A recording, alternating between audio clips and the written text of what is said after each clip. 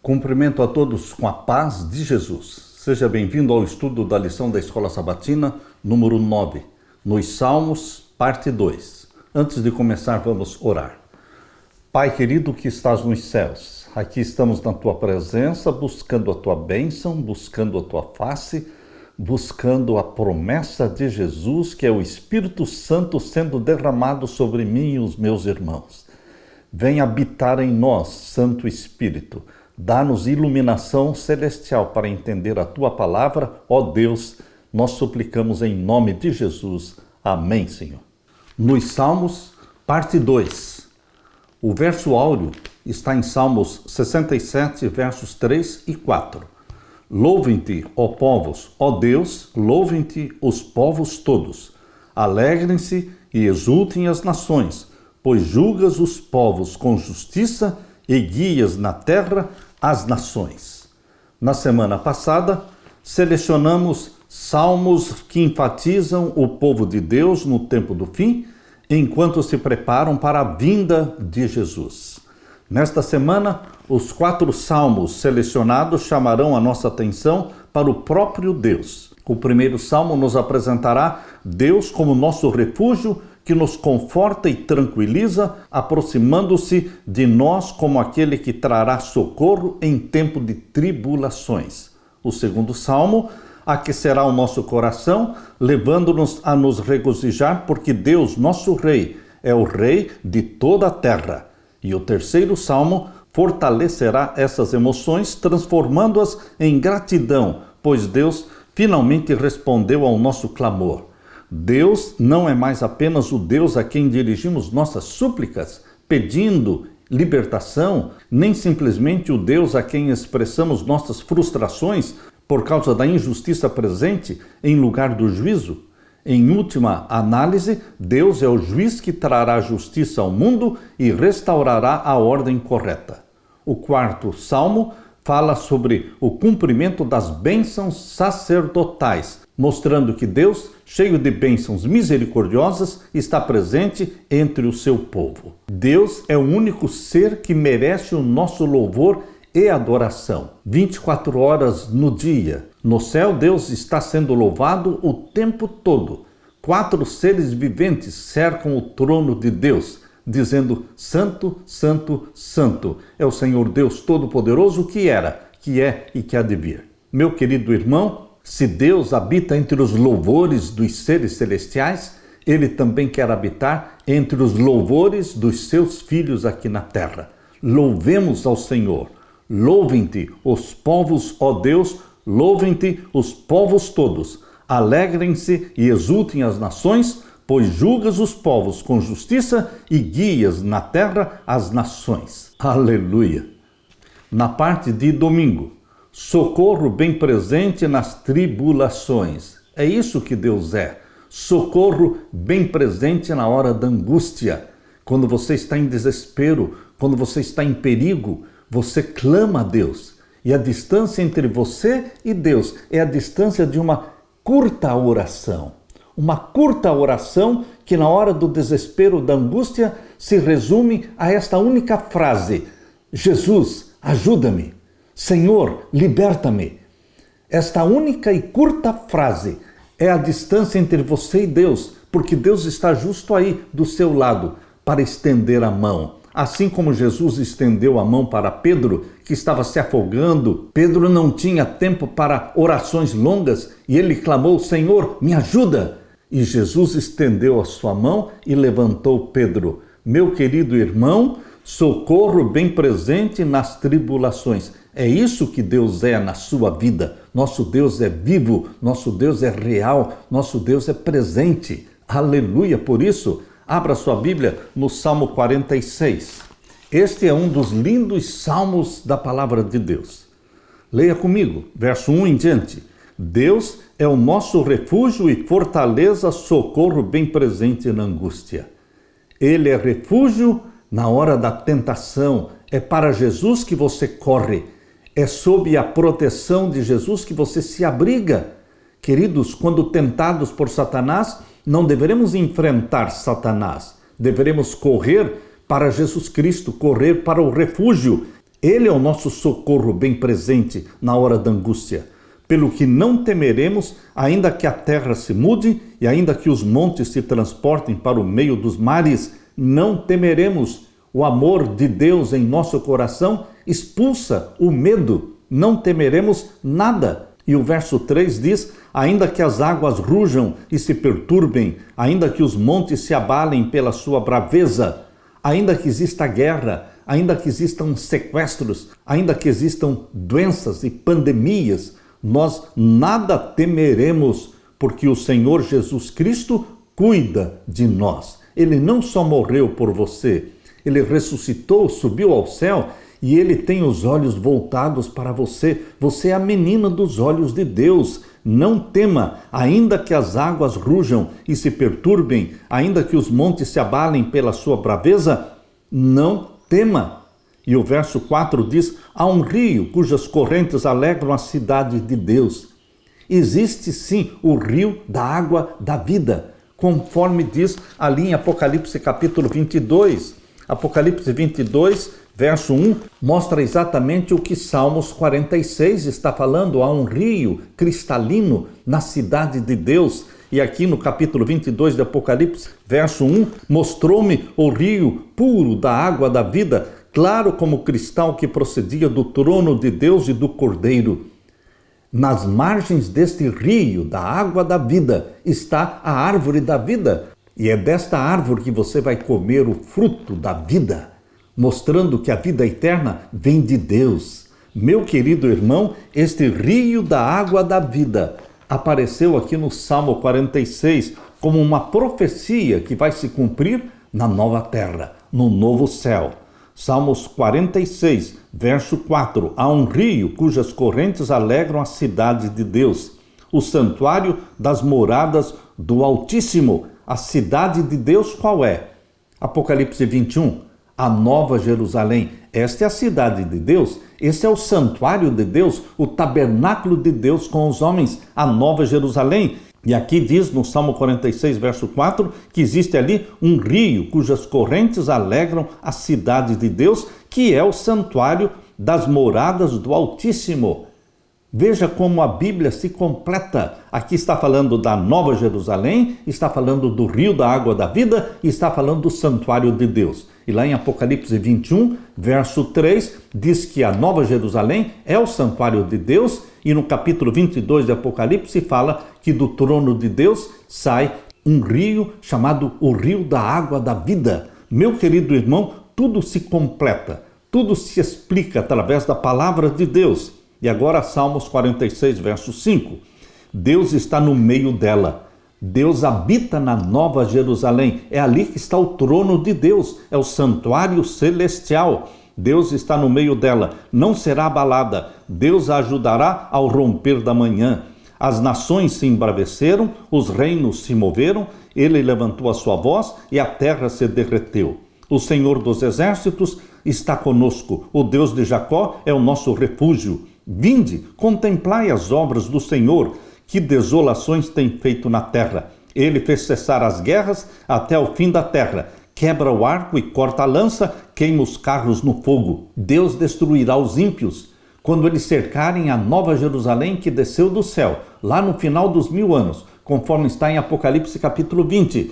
Ali diz que quando a cidade santa descer do céu, ela será cercada pelos ímpios que ressuscitaram no final dos 1000 anos, liderados por Satanás, vão cercar a cidade amada, mas vai descer fogo do céu e vai consumi-los, destruí-los. Vai se cumprir esta profecia do Salmo 46, verso 9. Ele faz cessar as guerras, não vai ter mais guerra, porque Satanás vai ser queimado com os ímpios.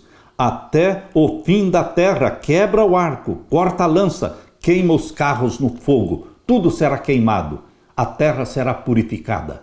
E então Deus cria uma nova terra, cuja capital veio do céu, a Nova Jerusalém. Você pode confiar neste Deus, meu querido irmão, descansar neste abrigo, neste refúgio que é nosso Senhor Jesus Cristo. Salmos 46, verso 10, diz assim: aquietai-vos e sabei que eu sou Deus. Aquiete-se. A vida é feita de correrias, mas Deus pode ser encontrado Ele se dá a conhecer no silêncio. Aquiete-se e saiba que Deus é Deus. Deixe Deus ser Deus na sua vida. Serei exaltado entre as nações, serei exaltado sobre a terra. O Senhor dos exércitos está conosco, o Deus de Jacó é o nosso refúgio. Que lindo salmo é este Salmo 46. O Salmo 46 apresenta um tema que encontramos no livro de Hebreus. A carta aos Hebreus destaca que Jesus é melhor do que os sumos sacerdotes terrenos. Por quê? Os sacerdotes do santuário da terra eram da família de Arão, da tribo de Levi, mas o sacerdote no santuário celestial é da tribo de Judá, eleito conforme nossos sacerdotes segundo a ordem de Melquisedeque.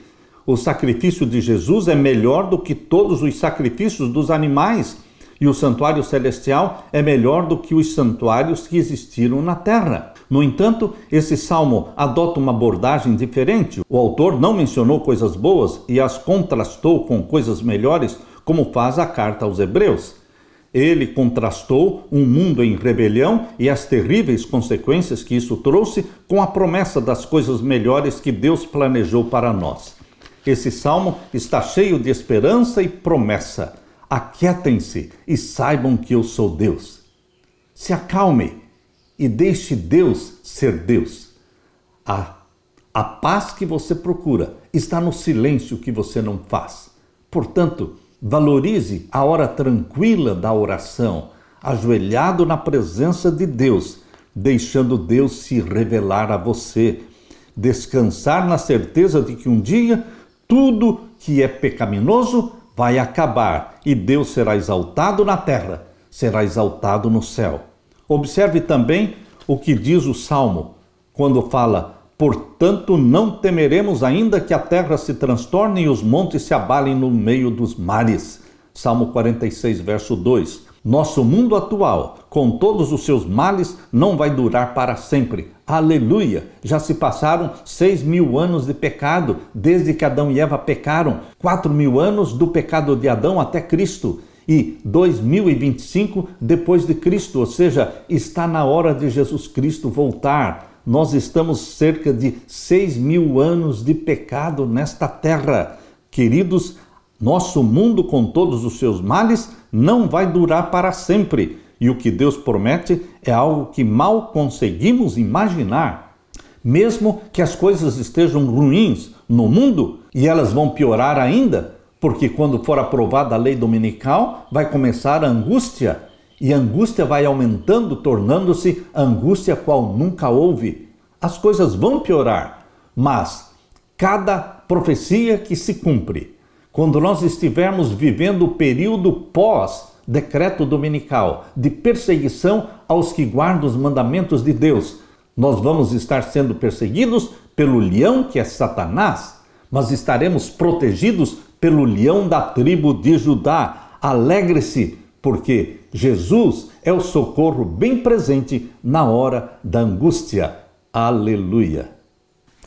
Na parte de segunda-feira, esperança em meio à turbulência, em meio à confusão, ao caos que está o mundo hoje, um caos. Em meio a tudo isso você tem esperança. Existe uma luz brilhando no fundo do túnel e esta luz chama-se a segunda vinda de Jesus. O livro dos Salmos frequentemente usa linguagem simbólica, mas quando se trata de textos que apontam para a restauração do planeta, não há razões para acreditar que a linguagem seja meramente simbólica. O Salmo 46 nos lembra de que a terra física será profundamente afetada pelo retorno de Cristo. Não apenas os mares e os montes serão afetados. O clímax da história significará o colapso dos reinos do mundo. O mundo será destruído quando a pedra atingir os pés da estátua, destruindo os 10 reinos modernos representados pelos 10 dedos da estátua de Daniel 2:44. Meu querido irmão, será a destruição de todos os reinos da terra. Para quê? Para implantar aqui o reino da glória do nosso Senhor Jesus Cristo. Aleluia! Finalmente, esses poderes terrestres e todo o mal e sofrimento que trouxeram chegarão ao fim e Jesus Cristo reinará aqui como Rei dos Reis e Senhor dos Senhores. Abra sua Bíblia em Jeremias capítulo 4. Veja a descrição que Jeremias faz de como vai ficar a terra durante o período da desolação, quando Jesus Cristo voltar e arrebatar a sua igreja para o céu. Vamos viver ali 1000 anos, conforme diz Apocalipse capítulo 20, o verso 6. Reinarão com Jesus Cristo 1000 anos ali no céu. Só no final dos 1000 anos, a Nova Jerusalém vai descer do céu com todos os salvos. Mas durante os 1000 anos, a terra fica desolada. O povo de Deus no céu, os ímpios mortos e Satanás com seus demônios presos neste planeta que será um abismo, que estará em trevas. Por isso, Jeremias capítulo 4, versos 23 a 26, descreve o estado da terra durante os 1000 anos. Não tem como aplicar esse texto de Jeremias 4, 23 em diante a qualquer outra situação na terra, porque isto aqui nunca aconteceu. É uma profecia que vai se cumprir ainda durante os 1000 anos. E os 1000 anos começam com a segunda vinda de Jesus. E eles terminam com a terceira vinda de Jesus. Como terceira vinda de Jesus? No final dos 1000 anos, Apocalipse 21 diz que a Nova Jerusalém vai descer do céu. Então, esta é a terceira vinda de Jesus com a cidade santa, com o povo de Deus dentro dela. Aleluia! Leia, portanto, Jeremias 4, 23 em diante. Observei a terra, e eis que estava assolada e vazia. Isso nunca aconteceu, mas vai acontecer durante os 1000 anos. Os céus não tinham a sua luz. Observei os montes, e eis que estavam tremendo, e todos os outeiros estremeciam. Observei e vi que homem nenhum havia, e que todas as aves do céu tinham fugido. Isto nunca aconteceu, mas vai acontecer. Quando Jesus Cristo voltar e arrebatar a sua igreja, começam os 1000 anos da prisão de Satanás, e a terra se tornará um abismo, trevas, como era a terra antes do primeiro dia da semana da criação. A Bíblia diz em Gênesis capítulo 1, verso 2, que no princípio, antes de Deus dizer haja luz, antes a terra era um abismo. Gênesis 1, 2 diz: a terra era sem forma e vazia, e havia trevas sobre a face do abismo. Gênesis 1, 2.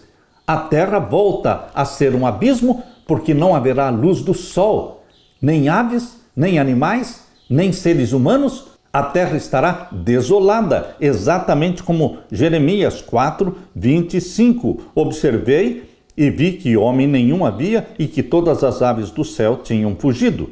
Vi também que a terra fértil era um deserto, e que todas as suas cidades estavam derribadas diante do Senhor, diante do furor da sua ira. Porque assim diz o Senhor: toda esta terra será assolada, de todo, porém, não a consumirei. O planeta será o mesmo, mas ele será purificado pelo fogo. E quando no final dos 1000 anos a Nova Jerusalém descer, não haverá mais trevas, porque a Nova Jerusalém desce do céu espancando as trevas. Ali está o trono de Deus, o Pai, e o trono do Cordeiro. Existe glória, existe luz. Os ímpios serão ressuscitados no final dos 1000 anos e vão cercar a cidade santa. Mas Apocalipse 20, verso 9 e 10 diz assim: e subiram sobre a largura da terra e cercaram o arraial dos santos e a cidade amada, mas desceu fogo do céu e os devorou. Este é o fim de Satanás, dos demônios e dos ímpios. E então surge a nova terra, cuja capital é a Nova Jerusalém, que está lindamente descrita no capítulo 21 de Apocalipse e no capítulo 22. A profecia bíblica mostra o que acontecerá com o mundo. A visão de Daniel 7, os 4 animais de Daniel 7, o leão, o urso, o leopardo e o animal terrível, representando os 4 impérios mundiais, Babilônia, Medo-Pérsia, Grécia e Roma. Ali mostra a visão, em Daniel 7, de um mar tempestuoso em meio ao qual surgem as nações do mundo. Os ventos e conflito e guerra sopram no mar dos povos, que representa a terra. Isso produz um reino após o outro, e nenhum deles é capaz de resolver os problemas reais que afligem a raça humana. Os líderes humanos em quem ousamos confiar quase sempre provam ser tão pecadores e egoístas quanto qualquer um de nós. Nenhum dos reinos mostrados em Daniel, nem Babilônia, nem Medo-Pérsia, nem Grécia, nem Roma, nenhum destes reinos provou ser uma fortaleza para o povo de Deus, embora alguns fossem melhores do que os outros, mas a nossa pátria está no céu. Filipenses 3:20. Paulo diz claramente que é do céu que nós esperamos a nossa cidadania, porque a nossa pátria está no céu. A cidade do Deus vivo virá do céu, prontinha. Filipenses 3:20. E bem acima do caos da terra, há um trono inabalável, descrito ali em Ezequiel capítulo 1, descreve o trono de Deus cercado por anjos, movido por rodas vivas. É linda a descrição do trono inabalável de Deus descrito ali em Ezequiel capítulo 1, verso 26. Jesus ensinou que o mundo chegará a uma desordem cada vez mais profunda conforme nos aproximamos do seu retorno. Mateus 24 fala das guerras, dos terremotos, das pestes, das mortes. A descrição apocalíptica que está em Mateus capítulo 24, meu querido irmão, mostra a situação da terra antes da volta de Jesus. Apesar disso, podemos permanecer inabaláveis com fé, independentemente da condição do planeta, condição caótica, porque sabemos que Deus está no controle e que Ele cumprirá as suas promessas. Não estamos aqui neste planeta caótico, abandonados, esquecidos. Não, nós somos cuidados por Deus. Bramam as nações, reinos se abalam, Deus faz ouvir a sua voz e a terra se dissolve. O Senhor dos exércitos está conosco, o Deus de Jacó é o nosso refúgio. Aleluia! Salmos 46, versos 6 e 7.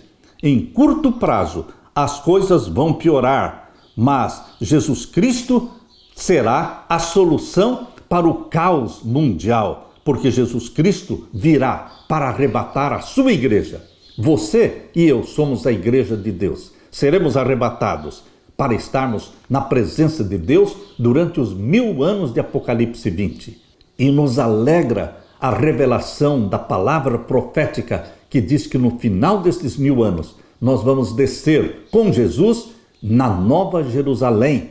E esta Nova Jerusalém será o santuário de Deus na terra. A profecia de Daniel capítulo 7 não termina só falando do estado caótico e da destruição dos reinos da terra. O capítulo 7 termina falando de vitória do povo de Deus. Leia comigo, Daniel capítulo 7, verso 26. Aqui diz que depois de um tempo, tempos, metade de um tempo, isso está no capítulo 7, verso 25, os 1260 anos de perseguição papal contra o povo de Deus está claramente revelado aqui em Daniel 7, 25. É a perseguição do chifre pequeno que mudou a lei de Deus, instituindo o domingo no lugar do sábado. Mas este poder profano vai ser julgado. Aqui diz o capítulo 7, verso 26. Mas o juízo estabelecer-se-á. Quando? Depois que terminassem os 1260 anos do verso 25, o juízo seria estabelecido. Os 1260 anos de Daniel 7, 25 começaram em 538 e duraram até 1798. E o juízo celestial foi estabelecido logo mais adiante em 1844, conforme a profecia de Daniel 8,14. Por isso Daniel 7, 26 diz que terminando a perseguição papal de 1260 anos, o juízo seria estabelecido. Verso 26. Mas o juízo estabelecer-se-á. E eles, ou seja, o povo de Deus, o juízo celestial, eles tirarão o seu domínio, o domínio do chifre pequeno. O papado vai ser derrubado, ele vai cair, para o destruir e para desfazê-lo até o fim. E o verso 27, e o reino, e o domínio, e a majestade.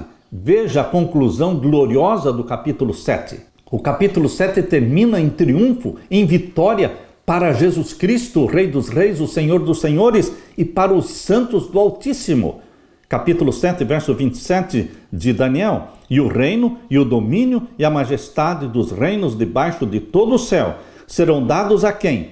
Ao povo dos santos do Altíssimo. Você comprado pelo sangue de Jesus, você compõe, faz parte do povo dos santos do Altíssimo. E por isso nós dizemos aleluia. O seu reino, ou seja, o reino de Jesus, será um reino eterno e todos os domínios o servirão e lhe obedecerão. Meu querido irmão, aqui termina a visão com um final glorioso para Jesus Cristo e o povo dos santos do Altíssimo. Aleluia. Na parte de terça-feira, debaixo dos seus pés. Abrindo então agora a Bíblia no Salmo 47. Vamos ler os versos 1 até o verso 4. Aplaudi com as mãos todos os povos, cantai a Deus com voz de triunfo. Um parêntese. Você pode ser contra a manifestação através de bater palmas. Existem pessoas que são inimigas de bater palmas. Outras concordam em bater palmas. Queridos, isso não é uma doutrina bíblica, mas alguns manifestam sua alegria e regozijo batendo palmas, outros acenando com a mão, outros ficam quietos. Mas ninguém deve acusar, recriminar a ninguém. O que a Bíblia está dizendo aqui, que a expressão de alegria de bater palmas está na Bíblia, mas aqueles que não gostam não precisam aplaudir. Aqui diz em Salmos 47, verso 1, aplaudi com as mãos todos os povos, cantai a Deus com voz de triunfo. Você pode louvar a Deus com a voz, você pode louvar a Deus com instrumentos, você pode louvar a Deus com palmas, você pode louvar a Deus da forma como você quiser, porque Deus aceita a expressão de louvor. Salmo 47, verso 2 diz, porque o Senhor Altíssimo é tremendo e Rei grande sobre toda a terra. Ele nos submeterá aos povos e porá as nações debaixo dos nossos pés. Você e eu vamos reinar eternamente na nova terra, tendo Jesus Cristo como Rei dos Reis, Senhor dos Senhores. Nós seremos súditos do nosso Senhor Jesus Cristo. Nos submeterá aos povos e porá as nações debaixo dos nossos pés. Escolherá para nós a nossa herança. A nossa herança é a nova terra, a glória de Jacó, a quem amou. Cantai louvores a Deus. O louvor que sai dos seus lábios é uma forma de louvar, de agradecer, de exaltar e mostrar o seu contentamento por essas promessas preciosas feitas por Deus. Por isso aqui recomenda, cantai louvores a Deus, cantai louvores ao nosso Rei, cantai louvores, pois Deus é o Rei de toda a terra. Cantai louvores com inteligência. Deus reina sobre as nações, Deus se assenta sobre o trono da sua santidade. Os príncipes dos povos se congregam para serem um povo de Deus, o Deus de Abraão, porque os escudos da terra são de Deus, ele está muito elevado. Portanto, louvai ao Senhor.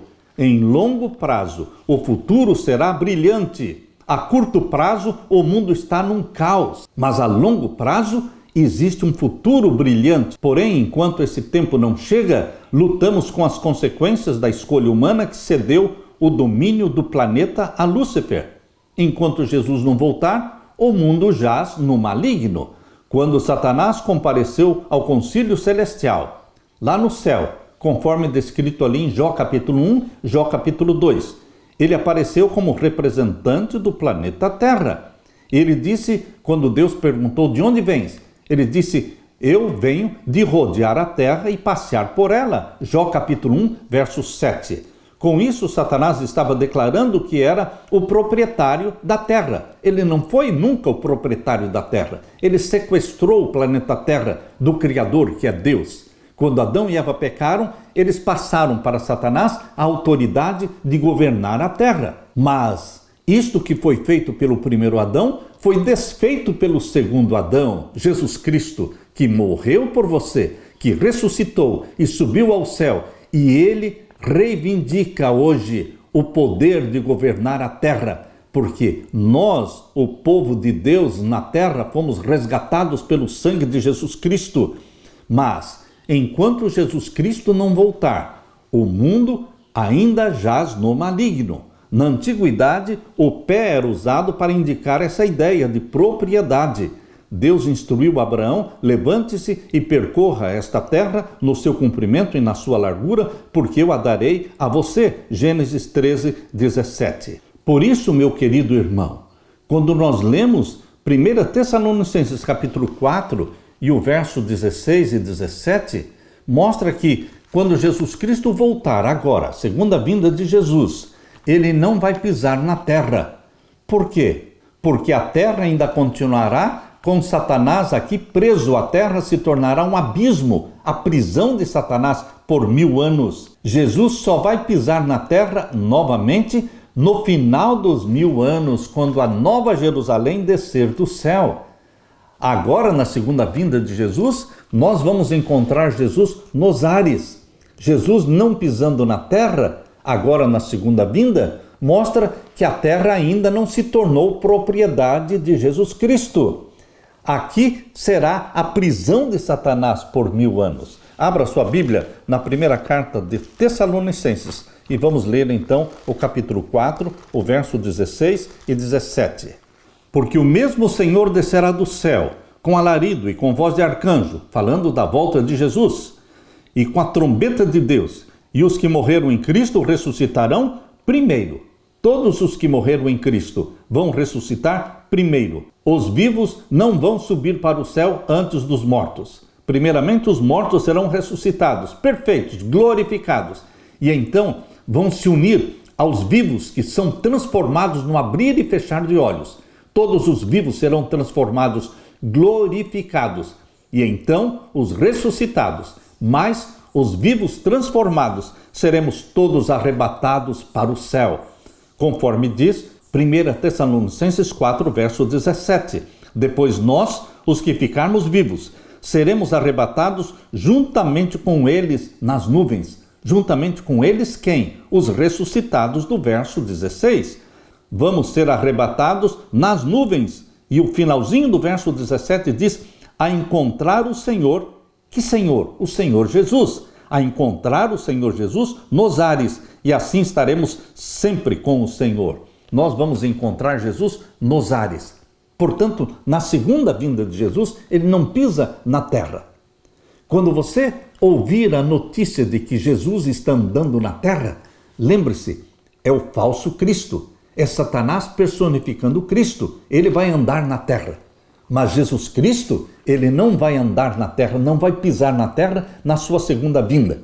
Somente no final dos 1000 anos, quando a nova Jerusalém descer do céu, então Jesus Cristo vai pisar sobre o Monte das Oliveiras que vai se dividir. Por que ele vai pisar no final dos 1000 anos na terra? Aí ele está mostrando que a terra passa a ser dele, propriedade de Deus. Satanás será queimado e a terra será recriada no final dos 1000 anos. Abra sua Bíblia e leia comigo a profecia de Zacarias, capítulo 14. Verso 3 em diante, diz assim: e o Senhor sairá e pelejará contra estas nações no final dos 1000 anos, como no dia em que pelejou, no dia da batalha, e naquele dia, ou seja, no final dos 1000 anos, quando Jesus descer do céu com a nova Jerusalém. Naquele dia estarão seus pés sobre o Monte das Oliveiras. O último lugar que Jesus pisou foi o Monte das Oliveiras. Foi dali do Monte das Oliveiras que ele subiu para o céu. Isso está claramente revelado ali em Atos capítulo 1, versos 9 até o verso 11. Foi dali que Jesus subiu para o céu. E a próxima vez que Jesus pisar na terra, será também sobre o Monte das Oliveiras. Isso no final dos 1000 anos. Portanto, ali estarão seus pés sobre o Monte das Oliveiras, que está defronte de Jerusalém, para o oriente, e o Monte das Oliveiras será fendido pelo meio. O Monte das Oliveiras vai ser dividido para o oriente e para o ocidente, e haverá um vale muito grande, e a metade do monte se apartará para o norte, e a outra metade dele para o sul. E fugireis pelo vale dos seus montes, ou seja, os ímpios vão fugir no final dos 1000 anos, porque Jesus Cristo colocará os seus pés sobre o Monte das Oliveiras, que vai se tornar uma grande planície, um grande vale. O vale dos montes chegará até Azel, e fugireis assim como fugistes do terremoto nos dias de Uzias, rei de Judá. Então virá o Senhor meu Deus e todos os santos contigo, ó Senhor. Então virá o Senhor meu Deus e todos os santos contigo. Entre estes santos que virão com Jesus Cristo no final dos 1000 anos, está você, estou eu, nós estaremos ali. E aqui diz o verso 8, naquele dia também acontecerá que correrão de Jerusalém águas vivas. Novamente, aqui está falando do rio da água viva, que procede do trono de Deus, conforme diz Apocalipse 22, verso 1. Aqui está dizendo que no final dos 1000 anos, quando a nova Jerusalém descer do céu e o Monte das Oliveiras se dividir, se tornar um grande vale, vai descer ali a nova Jerusalém e ali haverá o rio de águas vivas. Naquele dia também acontecerá que correrão de Jerusalém, entenda como sendo a nova Jerusalém, águas vivas, metade delas para o mar oriental e metade delas até o mar ocidental. No estio e no inverno sucederá isso.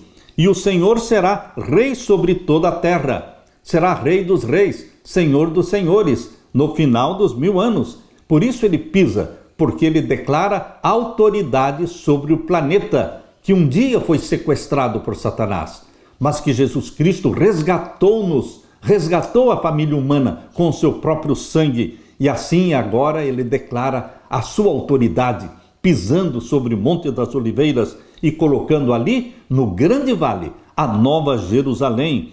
Toda a terra em redor se tornará em planície. E o verso 11, e habitarão nela e não haverá mais anátema, porque Jerusalém habitará segura. Entenda, a nova Jerusalém habitará segura, porque não existirá mais o pecado. Os ímpios foram destruídos e queimados, se tornaram cinzas. Por isso Malaquias capítulo 4 descreve que a morte dos ímpios e de Satanás e dos demônios, ela é tão profunda, tão extensa, que eles se tornam cinzas. Não haverá mais lembrança de Satanás e do mal e do pecado. Malaquias capítulo 4, verso 1 diz: porque eis que aquele dia vem ardendo como forno, todos os soberbos e todos os que cometem impiedade serão como palha. E o dia que está para vir os abrasará, diz o Senhor dos Exércitos, de sorte que lhes não deixará nem raiz e nem ramo. A palavra raiz aqui se refere a Satanás, a raiz do pecado, e os ramos se referem aos ímpios. Todos serão queimados, extintos. Verso 2, mas para vós que temeis o meu nome, nascerá o sol da justiça. Esse é o Senhor dos senhores, o Rei dos reis, Jesus Cristo, chamado aqui de o sol da justiça. E salvação trará debaixo das suas asas, e saltareis e crescereis como os bezerros do cevadouro. E o verso 3 diz: pisareis os ímpios, Malaquias 4, 3, pisareis os ímpios, porque se farão cinza debaixo das plantas dos vossos pés, naquele dia, no final dos 1000 anos, naquele dia que farei, diz o Senhor dos Exércitos. Meu querido irmão, a terra é propriedade de Deus, porque Deus criou céus e terra. E embora estejamos passando por esses 6000 anos de pecado, em que o mundo jaz no maligno, Jesus Cristo reivindica a terra.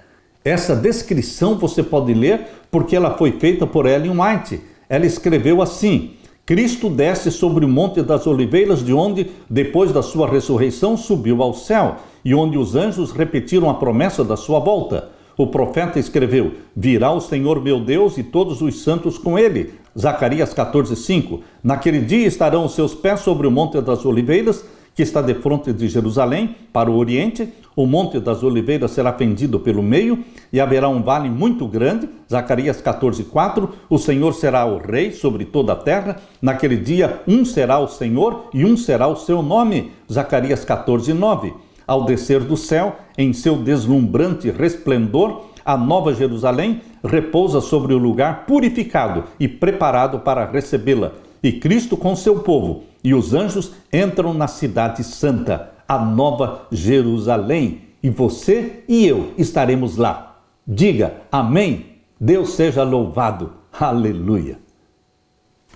Na parte de quarta-feira, vinho e sangue. Vamos ler agora o Salmo 75. A partir do verso 1. A ti, ó Deus, Glorificamos, a ti damos louvor, pois o teu nome está perto, as tuas maravilhas o declaram. Quando eu ocupar o lugar determinado, julgarei retamente. Dissolve-se a terra e todos os seus moradores, mas eu fortaleci as suas colunas. Disse eu aos loucos, não enlouqueçais, e aos ímpios, não levanteis a fronte, não levanteis vossa fronte altiva, nem faleis com cerviz dura, porque nem do Oriente, nem do Ocidente, nem do deserto vem a exaltação. Mas Deus é o juiz, a um abate e a outro exalta. Deus é o juiz da terra, a um abate e a outro exalta. Verso 8, porque na mão do Senhor há um cálice, cujo vinho ferve, cheio de mistura, e dá a beber dele. Certamente todos os ímpios da terra sorverão e beberão as suas fezes. Aqui no Salmo 75, verso 8, está falando do vinho que Deus dará a beber aos ímpios. Meu querido irmão, este vinho está presente ali na terceira mensagem angélica. Quando você abre a Bíblia, em Apocalipse capítulo 14, você vê a partir do verso 9. Leia comigo.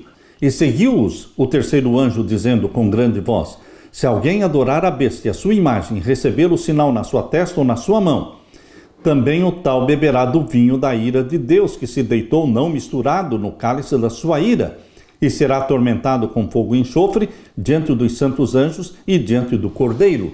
Os ímpios beberão do vinho da ira de Deus sem mistura, mas não o povo de Deus. O povo de Deus é descrito no verso 12, Apocalipse 14, 12. Aqui está a paciência dos santos, aqui estão os que guardam os mandamentos de Deus e a fé de Jesus. Estes são os santos de Jesus Cristo dos últimos dias, o povo dos santos do Altíssimo, os que guardam os mandamentos de Deus, mandamentos odiados por Satanás, mandamentos anulados e desprezados por muitos pastores. Mas, queridos, o povo de Deus ama os mandamentos de Deus. A salvação é em Jesus Cristo, porque diz aqui, o povo de Deus guarda os mandamentos de Deus e tem a fé de Jesus. A fé em Jesus Cristo como Salvador é o que nos salva. E todos os salvos pela fé em Jesus Cristo tornam-se obedientes aos mandamentos de Deus. Alguns estudiosos acreditam que o Salmo 75 teria sido cantado na destruição sobrenatural dos exércitos de Senaqueribe, uma história que parece apontar para a destruição final dos ímpios, conforme diz Apocalipse 20. Assim como o anjo do Senhor, numa noite, destruiu 185.000 soldados do exército de Senaqueribe, isto foi uma representação do que Deus fará em Apocalipse 20, quando a cidade santa descer do céu e os ímpios cercarem a cidade santa. Deus os destruirá, porque descerá fogo do céu e os consumirá. O povo de Deus estará dentro da cidade santa, com seu rei justo, quando os exércitos do mal surgirão para tentar cercá-los, mas serão destruídos pelo próprio Deus. Apocalipse 20, versos 10 e 11.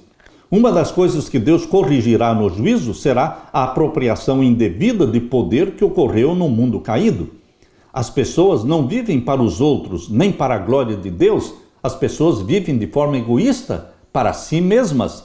A humanidade sofre as consequências de crer que não existe significado ou padrão moral objetivo no universo. Segundo o filósofo ateu Friedrich Nietzsche, a vida não tem sentido, mas devemos inventá-lo e fingir que o universo existe para o nosso benefício.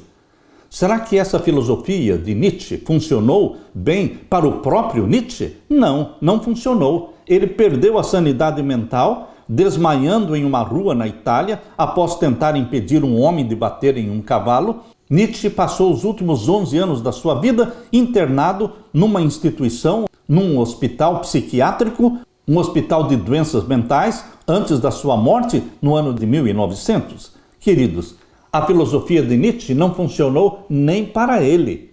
Ele dizia que Deus morreu. Deus morreu para ele, porque você decide na sua mente crer em Deus, no Deus vivo, no Deus presente, no Deus que está perto de você, ou você decide na sua mente que Deus morreu e decide viver como servo de Satanás, cujo fim será a destruição eterna. Os valores morais são atacados hoje, como sempre, mesmo em questões tão fundamentais quanto o fato de que Deus criou o ser humano como homem e mulher, com o sexo masculino e feminino, práticas imorais, das quais muitos teriam vergonha de falar, mesmo em particular, são elogiadas hoje publicamente. O mundo vai de mal a pior, conforme diz segunda carta de Timóteo. Abra sua Bíblia. Na segunda carta de Timóteo, vamos ler o capítulo 3, versos 1 até o verso 5. Aqui Deus está descrevendo a situação do mundo agora no tempo do fim, nos nossos dias. Leia comigo. 2 Timóteo 3, 1 a 5. Sabe, porém, isto, que nos últimos dias sobrevirão tempos trabalhosos. Outra tradução diz, tempos difíceis. Realmente nós estamos vivendo em tempos difíceis. As guerras não cessam. A mortandade não acaba. A pandemia, a guerra, a peste, a fome, tudo mata, tudo diminui a população mundial. Mas, meu querido irmão, em meio a todo este caos, você tem esperança, porque Jesus em breve virá. Leia comigo agora 2 Timóteo 3, verso 2. Porque haverá homens amantes de si mesmos. Amantes de si mesmos, ou seja, pessoas que se amam, que gostam de si mesmas, que colocam o eu em primeiro lugar. Mas estes homens e mulheres egoístas, que só pensam em si mesmos, é um sinal do fim, é o cumprimento de uma profecia. E existem muitos na psicologia moderna que ensinam que você precisa aprender a se amar. Não, meu querido irmão, você não precisa aprender a se amar. Nós temos que aprender a amar a Deus sobre todas as coisas e ao próximo. Como é que nós devemos aprender a amar ao próximo? Amando o próximo do jeito que você se ama, porque você já nasce amando-se. Você e eu, seres humanos, pecadores, somos profundamente amantes de nós mesmos. Mas nós temos que colocar em primeiro lugar Deus e em segundo lugar o nosso próximo. E o nosso eu vem em terceiro lugar. Portanto, meu irmão, fuja deste ensinamento maligno de amar a si mesmo, porque este é um dos sinais do fim do mundo, porque haverá homens amantes de si mesmos, e avarentos, e presunçosos, e soberbos, e blasfemos, desobedientes aos pais e mães, ingratos e profanos, sem afeto natural, pessoas insensíveis, irreconciliáveis, pessoas que brigam e nunca mais se reconciliam, caluniadores, incontinentes, cruéis, sem amor para com os bons. A bondade hoje está sendo considerada como fraqueza. A paciência, a mansidão são consideradas como fraqueza. Mas, meu querido irmão, Deus diz, bem-aventurados os mansos, porque eles herdarão a terra. Deus quer que você pratique a bondade, seja caridoso. E aqui diz o verso 4 que um dos sinais do fim são os traidores. Hoje existe muita traição entre irmãos, entre amigos, obstinados, orgulhosos, nariz empinado, mais amigos dos prazeres do mundo do que amigos de Deus. Amam mais as coisas do mundo do que a Deus. E o verso 5, tendo aparência de piedade. Existe muita aparência de piedade. Vivem de aparências, mas Deus odeia as aparências. Aquela história da figueira amaldiçoada por Jesus Cristo, porque ela tinha aparência de produzir frutos, de ter frutos. Mas Jesus Cristo percebeu que não existia nenhum fruto naquela linda figueira cheia de folhas, e então ela foi amaldiçoada, não porque não tivesse fruto, mas pela aparência de ter frutos e não ter.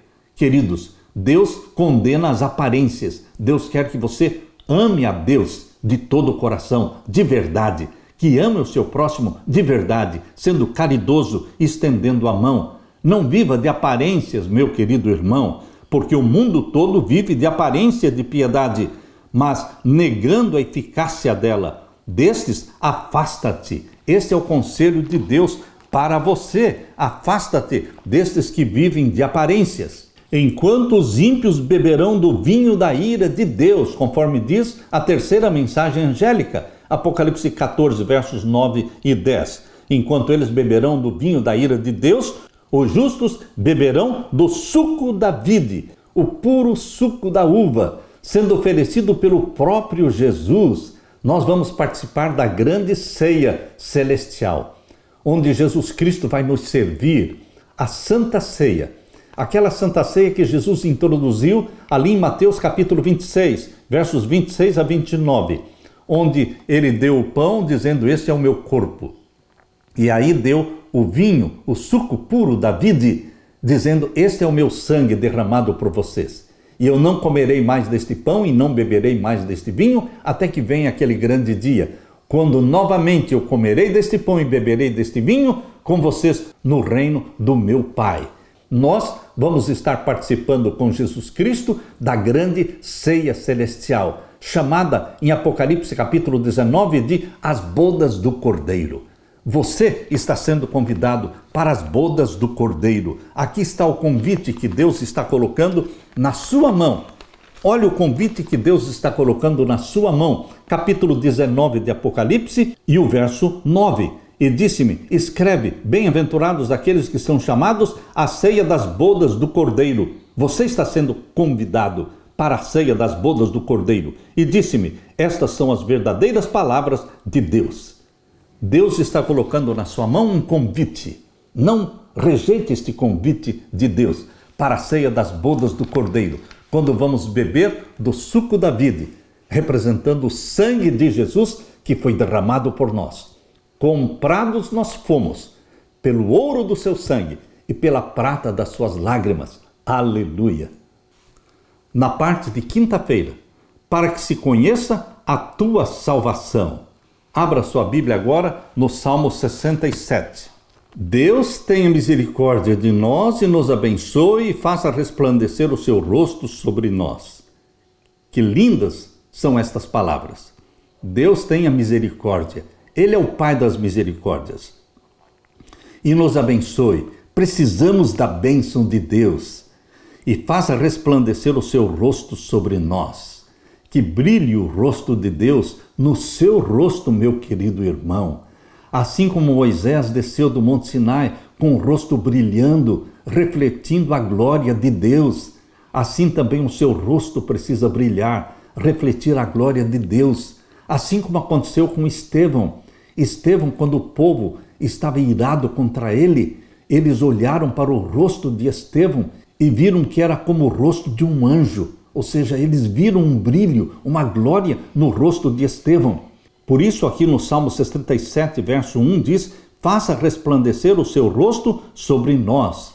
Verso 2: para que se conheça na terra o teu caminho e em todas as nações a tua salvação. Deus está sendo revelado e conhecido no mundo por meu intermédio, seu intermédio.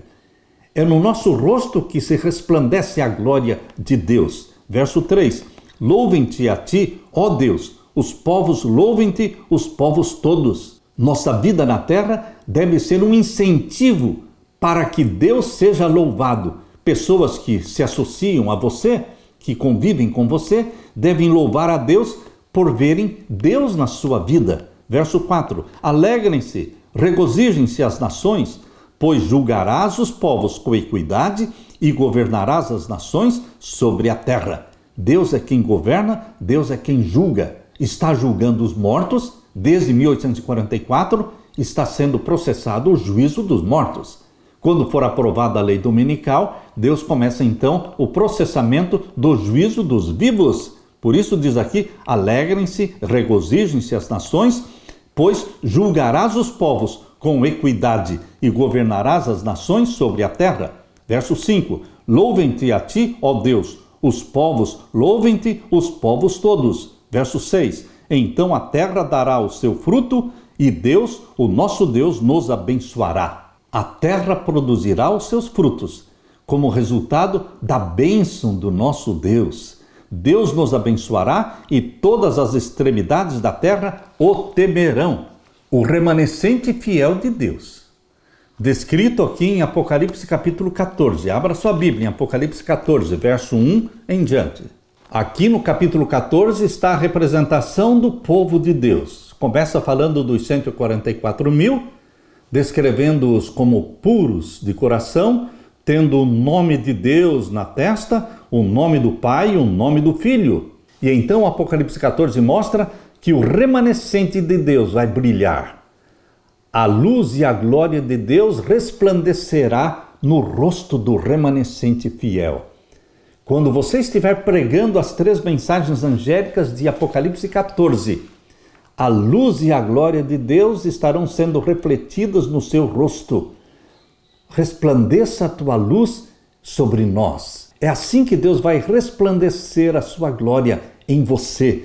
Quando você estiver pregando esta mensagem que foi dada por nosso Senhor Jesus Cristo. Apocalipse 14, verso 6 em diante. Vi outro anjo voar pelo meio do céu e tinha um evangelho eterno para o proclamar aos que habitam sobre a terra e a toda nação, tribo, língua e povo. Eu assisti um vídeo no YouTube do Dr. Ganoni Diop. Infelizmente, Ganoni Diop, ele rejeitou esta mensagem dos 3 anjos, dizendo: não é esta mensagem que nós deveríamos pregar para o mundo. Quando perguntaram para ele: o que você prega então? Eu prego Jesus, eu prego Jesus. Eu não prego as 3 mensagens angélicas. Meu querido irmão, o Apocalipse é chamado de revelação de Jesus Cristo. Então, se você quer pregar de Jesus, pregue o Apocalipse, porque é o único livro da Bíblia que é chamado de revelação de Jesus Cristo. Este é o sermão escrito por Jesus, e esse sermão está sendo dado para o remanescente fiel, para pregar ao mundo todo. Então, infelizmente, Ganoni Diop, ele rejeitou esta mensagem, desprezou-a, quando na realidade Deus levantou na terra um movimento profético chamado Adventistas do Sétimo Dia, levantou esse movimento para pregar a mensagem que não é pregada no mundo. Todos pregam sobre Jesus, mas as profecias do Apocalipse, as 3 mensagens angélicas, ninguém estará pregando a não ser o remanescente fiel de Deus, descrito aqui no Apocalipse. Portanto, meu querido irmão, não se deixe levar pelos falsos ensinos de falsos líderes, mas pregue as 3 mensagens angélicas, capítulo 14, verso 7, dizendo com grande voz: temei a Deus e dai-lhe glória, porque vinda é a hora do seu juízo, e adorai aquele que fez o céu e a terra, o mar e as fontes das águas. E o segundo anjo seguiu-se, verso 8, dizendo: caiu, caiu, Babilônia, aquela grande cidade que a todas as nações deu a beber do vinho da ira da sua prostituição.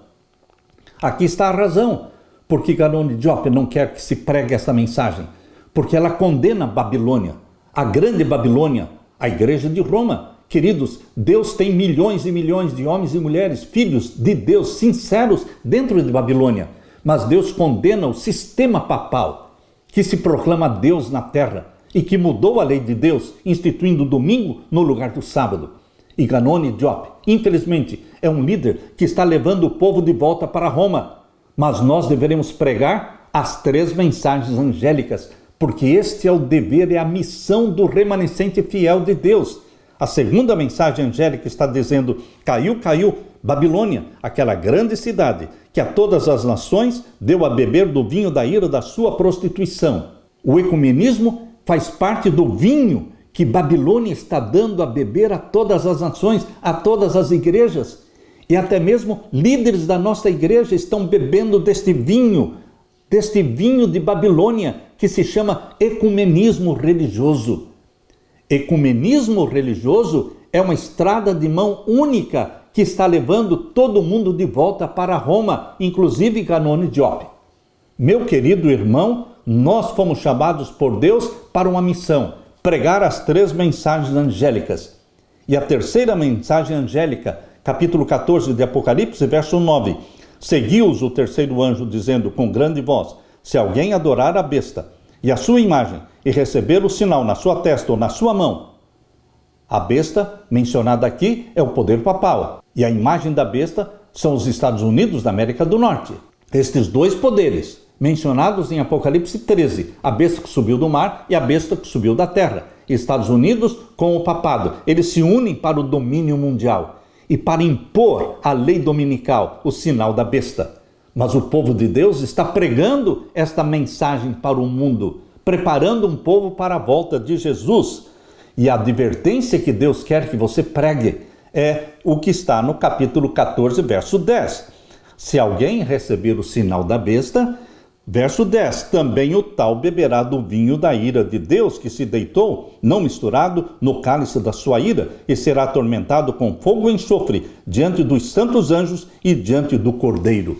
Meu querido irmão, aqui está a missão do remanescente fiel.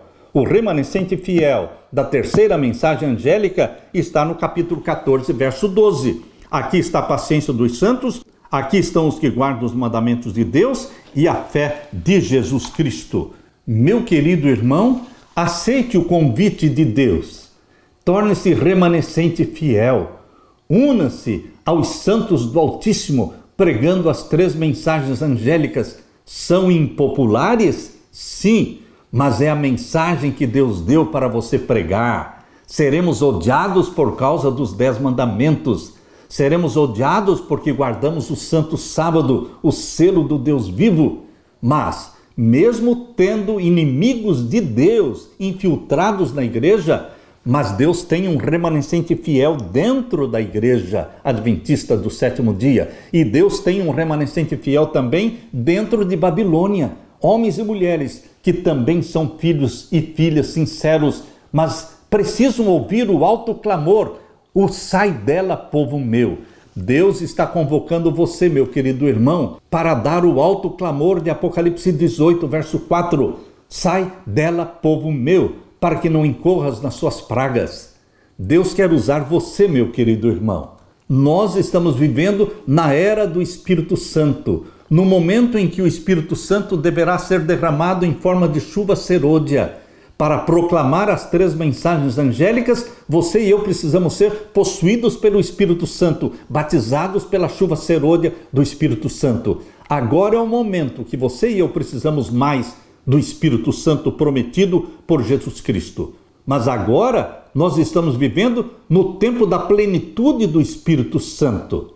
Portanto, meu querido irmão, possuído pelo Espírito Santo, pregue as três mensagens angélicas até que essa mensagem chegue até os confins da terra, anunciando que Jesus Cristo está voltando. Para você que é filho de Deus sincero, que ainda está em Babilônia, o convite de Deus é: sai dela, povo meu. Que Deus derrame sobre você, meu querido irmão e minha querida irmã, o Espírito Santo, para que, cheios do fogo do Espírito Santo, proclamemos a mensagem que Deus nos deu, em nome de Jesus Cristo. Amém. Deixe-me orar por você.